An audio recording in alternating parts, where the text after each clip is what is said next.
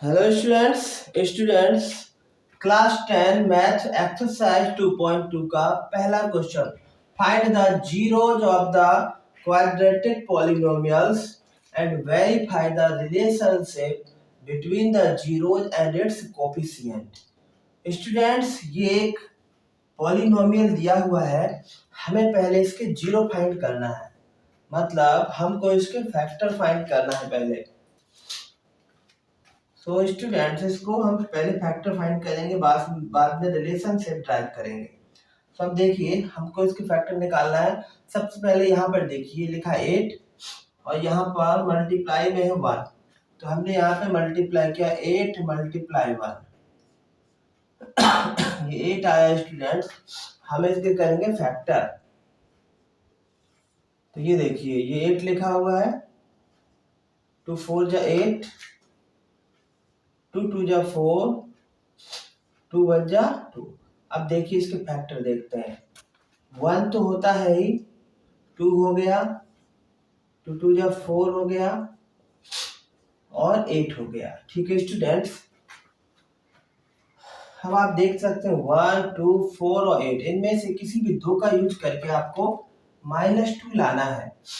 -2, देखिए 2 और 4 का यूज अगर हम करते हैं, 2 लिया और -4 लिया हमने, तो हमारा कितना आ रहा है, -2 आ रहा है।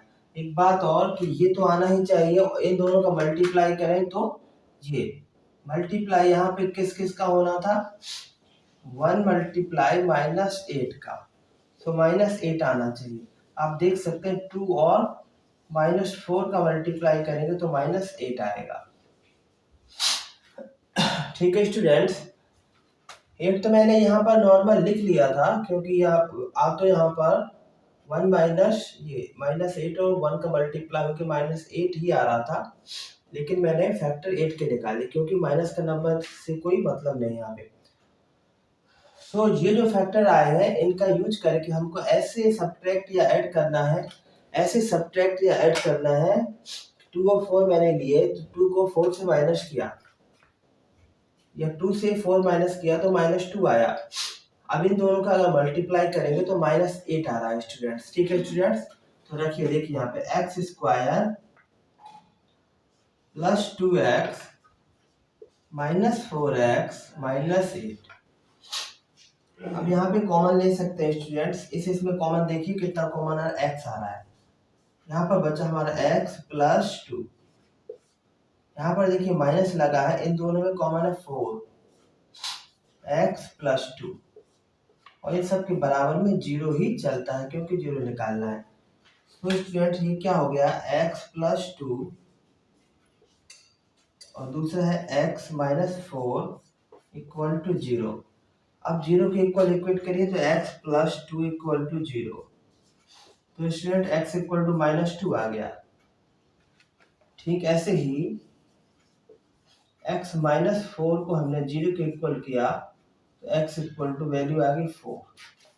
ठीक है स्टूडेंट्स, इतना नोट करिए, ये हमने 0 निकाल लिए हैं। जो क्वेश्चन में था find the zero of the quadratic polynomial, तो 0 हमने फाइंड कर लिया। एक हमारा -2 आ गया, दूसरा हमारा 4 आ गया। अब हमें रिलेशनशिप को वेरीफाई करना है बिटवीन 0 एंड इट्स कोफिशिएंट। तो देखिए 0 में एक -2 है और एक 4 है। अब हमें इसके कोफिशिएंट में रिलेशनशिप निकालना है। ये मैं हटा रहा हूँ स्टूडेंट्स।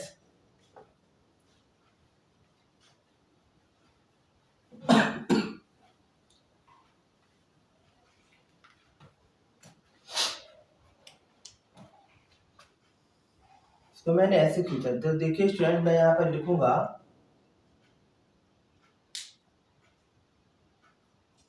देखिए, let alpha and beta are zero of polynomial. तो पहला 0 है -2, तो अल्फा इक्वल टू आ गया -2, बीटा की वैल्यू आ गई 4।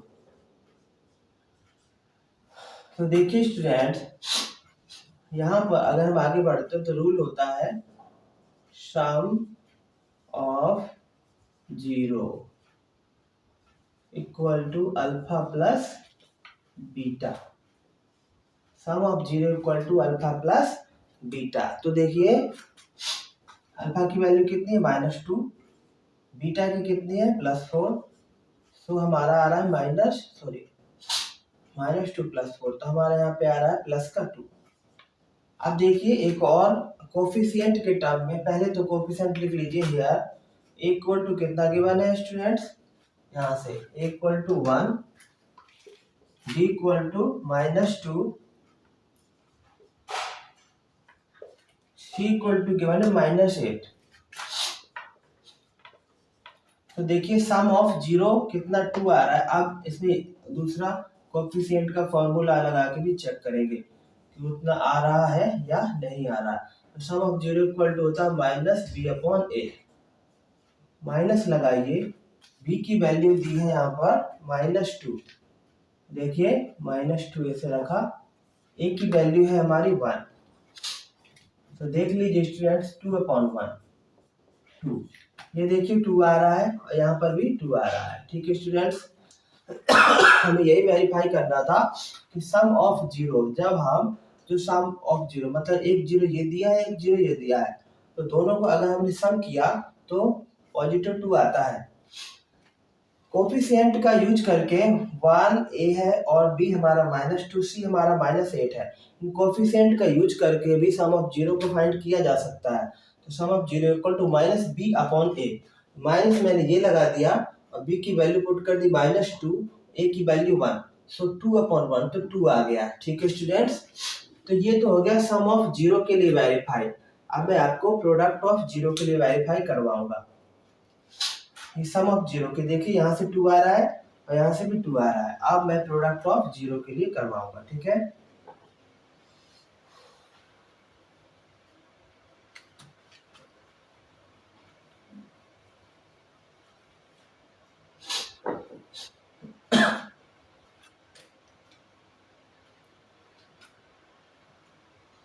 सो स्टूडेंट्स अब यहाँ पे हम प्रोडक्ट ऑफ जीरो के लिए लिखते हैं। नाउ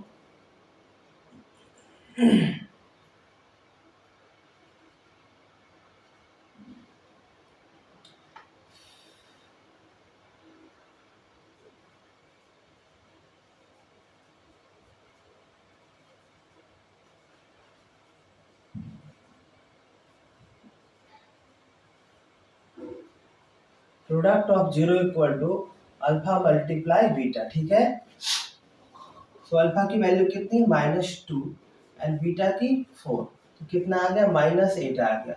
ये हमारा क्या आ गया प्रोडक्ट ऑफ जीरो, मतलब दो जीरो दिए उनका मल्टीप्लाई करते -8। और दूसरा फॉर्मूला लगाइए कोफिशिएंट के टर्म में, प्रोडक्ट ऑफ जीरो कोफिशिएंट के टर्म में क्या होता है students, equal to c/a। c की वैल्यू बताइए, यहाँ देखिए, हाँ ए बी सी मैंने हटा दिया यहाँ पे देखिए c की वैल्यू कितनी है, यहाँ से -8 है, तो -8 a की वैल्यू स्टूडेंट्स 1, यहाँ से 1, सो -8,